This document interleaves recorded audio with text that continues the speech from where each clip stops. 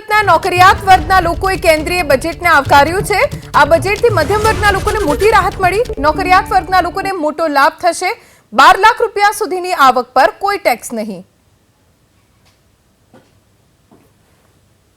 કેન્દ્રીય બજેટમાં સૌથી વધારે જો કોઈ ખુશ હોય તો એ નોકરિયાત વર્ગ છે। શા માટે આપણી સાથે મોજૂદ છે તેમની સાથે સીધી ચર્ચાનો દોર શરૂ કરીશું।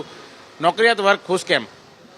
નોકરિયાત વર્ગ અને સમાજના દરેક વર્ગના લોકો આ વખતના બજેટથી અત્યંત આનંદ અને ખુશ એટલા માટે છે કે ખાસ કરીને ઘણી બધી બજેટની જે રાહતો છે તે સમાજના નીચલા વર્ગ સુધી જવાની છે અને એનો ફાયદો ભવિષ્યમાં મળવાનો છે।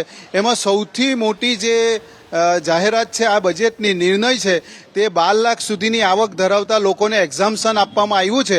તો આજે જે ક્રાઇસિસ ચાલી રહી છે એ ક્રાઇસિસમાં મને એવું લાગે છે કે સાનુકૂળ ફાયદો થશે અને સમાજને નીચલા વર્ગને આમાં ખૂબ લાભ થશે। તમે કઈ રીતે જોઈ રહ્યા છો, કેટલી રાહત?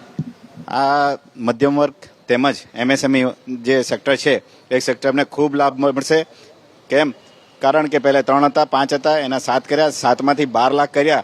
એ મધ્યમ વર્ગ માટે અને નોકરિયાત વર્ગ તેમજ નાના ખેડૂતોને બહુ સારી રીતે એમનું ટેક્સમાં બેનિફિટ રહેશે અને સરકારને બી ખૂબ ફાયદો રહેશે। તમે શું કહેશો, કેટલો ફાયદો? ઇન્કમ ટેક્સમાં જે બેનિફિટ આપે છે એ જે ખરેખર સારી વાત છે અને એના માટે નાના વર્ગના લોકોને અને નાના માણસો અને મધ્યમ વર્ગના જે વેપારી માણસો છે એને ઘણી રાહત થશે અને એના માટે લોનમાં કે એમાં પણ ઘણો ગ્રોથ થશે અને લોકોનું ભવિષ્ય પણ સુધરશે એવી આશા છે મને। તમે કઈ રીતે જોઈ રહ્યા છો બજેટને?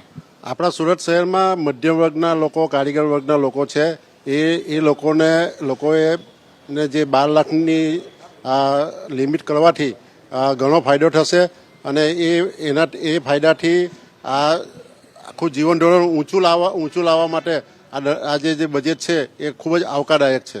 તમે કઈ રીતે જોઈ રહ્યા છો 7 લાખથી સીધા 12 લાખ? રિટાયર કર્મચારી તરીકે જે અમારી જે માંગણી હતી ઇન્કમ ટેક્સમાં રાહતને માટે જે 7.5 લાખ જે 12.5 લાખ રૂપિયા જે મંજૂર કર્યા છે એ ઘણા આનંદની વાત છે।